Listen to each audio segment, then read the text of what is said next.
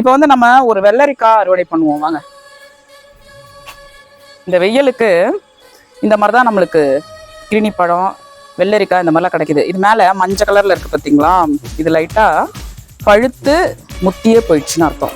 இதை வச்சு நம்ம சாம்பார் செஞ்சால் வெள்ளரிக்காய் சாம்பார் இனிக்கும். சாம்பார் பொடி போட்டு சாப்பிட்டா கொஞ்சம் டேஸ்ட்டாக இருக்கும். சின்ன வெங்காயம் தக்காளிலாம் போட்டு நம்ம சாப்பிட முடியும். கூட்டு செய்யலாம், பத்திரங்காயோட போட்டு கூட்டு செஞ்சு சாப்பிடும். இது ஒரு நீட்டு மிளகாய் செடி தான். நான் தான் போட்டேன். நல்லா பெருசு பெருசாக வந்துட்டு இருந்தது. ஒரு வருஷம் ஆனதுனால இப்போது சைஸ் வந்து குறைஞ்சிருச்சு.